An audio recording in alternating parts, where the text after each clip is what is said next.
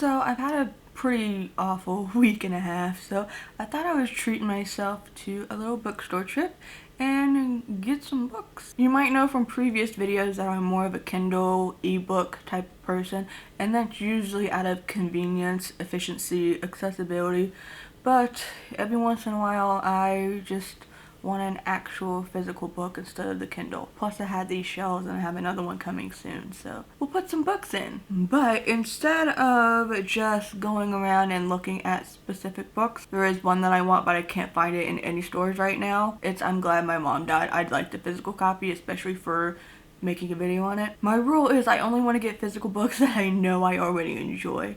But I must say, I really do love a blind date with a book concept so much that I got 5 of them. And you want to know what the best part is? $3.99. Not only for the tiny copy, but for big ones. And that includes hardcover that are big, which makes me wonder what kind of books they're putting in this, because if you're willing to sell big hardcovers for $4, are they just throwaways? We'll find out. I didn't get those yet. I just wanted to get small first. And in case you're wondering, the bookstore I went to is the Book Nook Bookstores, Axarben in Axarben Village neighborhood in Omaha, Nebraska. And for 5 of these, I spent $20. Most paperbacks, new paperbacks, go for that much. If you don't know what blind date with a book is, it's a surprise. It's a blind date. You know what a blind date is. You don't know who the person you're gonna go on a date with is until you meet them. I've only seen like small local indie bookstores do this concept. I don't think I've ever, actually maybe once at my old local Barnes & Noble, I've seen them do the concept once, but typically I only see this at like indie bookstores. Sometimes you will get like a very vague summary of the book. Sometimes you will get keywords, tropes, you know. These, however, only give you the genre, so that's even more difficult. So I have 2 general fiction, 2 general fiction romance, and 1 suspense thriller mystery. I did ask if they had any straight up horror, and they only seemed to have the suspense thriller, which I didn't really want to take the chance. Although they were holding up the big thick cover books, and now I'm wondering if one of them was Stephen King. So I'm excited to open these with you all because I've been waiting for over a day now. But now I want to open these. I guess we'll start from the little ones to the big ones. You might be wondering why, if I only like to get physical copies of books I know I like, why am I doing the blind date thing? It's just fun. Plus I feel like when I look for books, like even new books that I haven't read, I feel like I just judge by the cover and then I don't want to read it. So I figure this will help me, you know, branch out.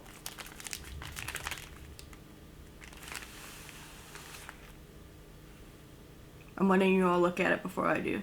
Jane Austen's Sense and Sensibility. I'm gonna be honest, I don't like movie cover books at all. I don't, but that's fine. What really matters is what's inside the book, right? 2 sisters of opposing temperaments who share the pangs of tragic love provide the theme for Jane Austen's dramatically human narrative, Sense and Sensibility. Eleanor, practical and conventional, is the perfection of sense. Marianne, emotional and sentimental, is the embodiment of sensibility.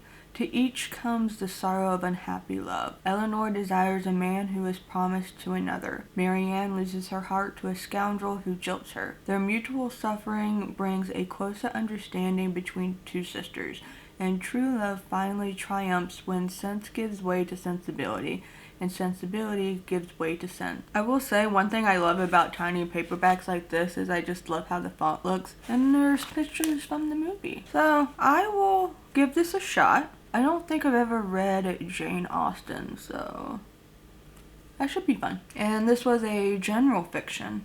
I'm surprised it's not a general fiction romance. But speaking of general fiction romances, here's the first one that we're gonna open. Letting y'all look at it before I do. The Marvelous Monroe Girls by Shirley Jump. A heartwarming story of sisterhood, second chances, and falling in love. Gabriella Monroe is doing her best to pretend that everything is fine, but her life is a mess. When she finds a stash of letters in an attic that reveal her grandmother's secret life, Gabby sees an opportunity to raise her grandmother's spirits and reconnect with her 2 sisters, who have each been having troubles too. After all, concentrating on helping everyone else and ignoring her own feelings is what Gabby does best. It kind of feels like Charmed, but without the supernatural witch stuff. Dead grandmother. Finding something.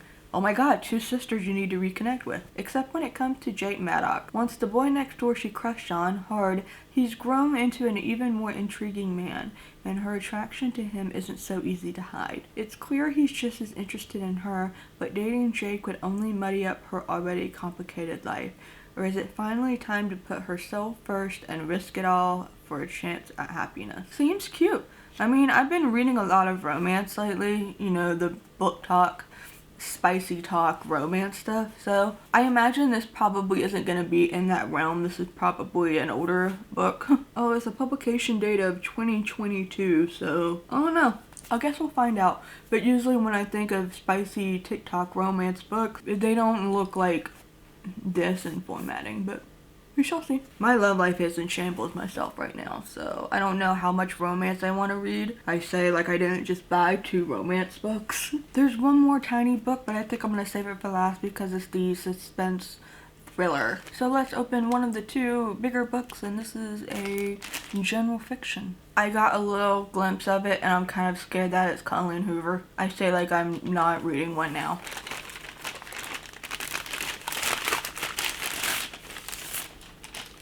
Letting y'all gonna look at it?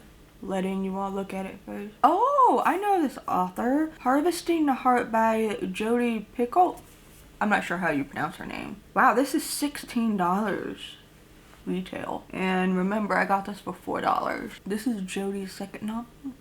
Paige only has a few vivid memories of her mother who abandoned her when she was 5. Now, having left her father behind in Chicago, she dreams of art school, marries an ambitious doctor, and soon becomes a mother herself. Overwhelmed by the demands of having a family, Paige cannot forget her mother's absence and the shameful memories of her own past, which makes her doubt both her ability to give and her sense of self-worth. Out of Paige's struggle to find wholeness, Jodi Picoult crafts with astonishing clarity and evocative detail an absorbing novel that explores issues and emotions we can all relate to. So this is the book of mommy issues, which I have, so this should be fun.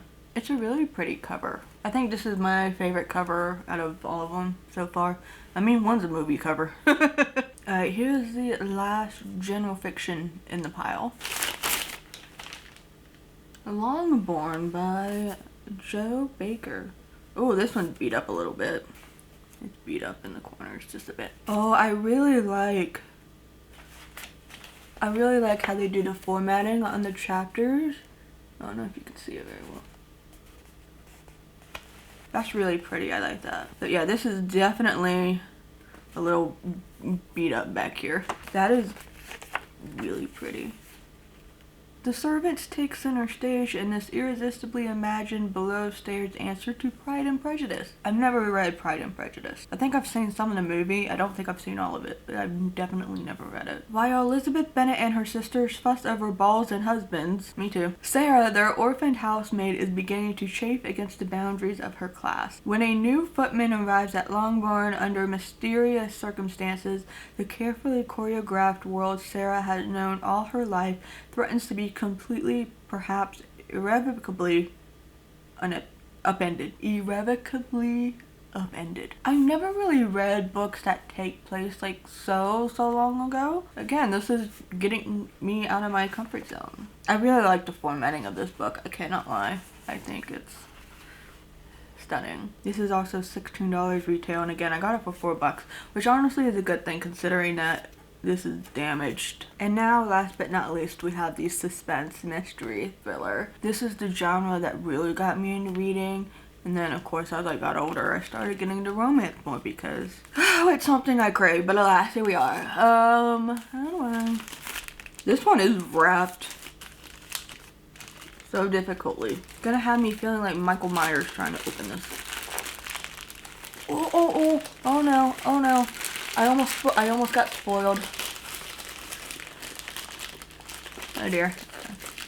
Oh no. Okay, it's on the back now. It's turned to the back. We're fine.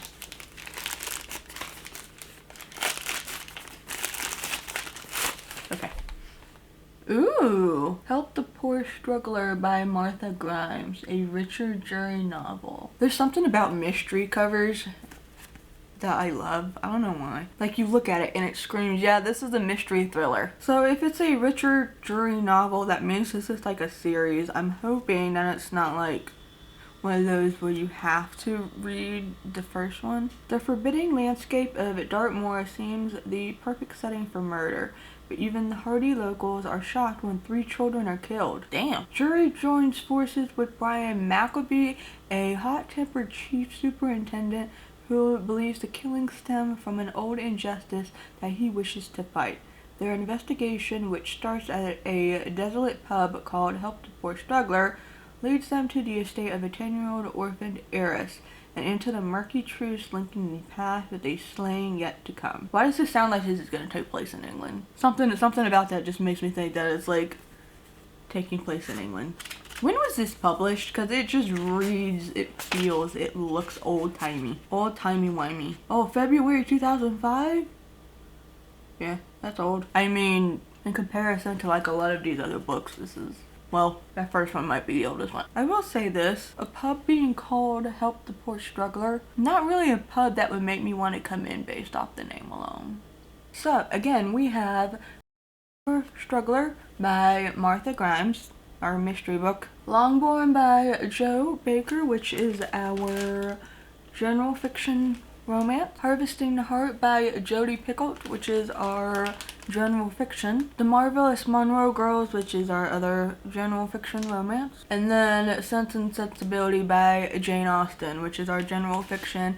And this is probably actually the oldest one. Yeah, 1995. So I think out of all the 5, my favorite ones are probably going to be the Harvesting the Heart one and the Marvelous Monroe Girls. Those two seem more up my alley. Help the Poor Struggler, despite it being a genre that I grew up on and my usual preferred genre, as much as I keep reading romance this whole entire year and a half, something about it seems like it's probably going to be my least favorite.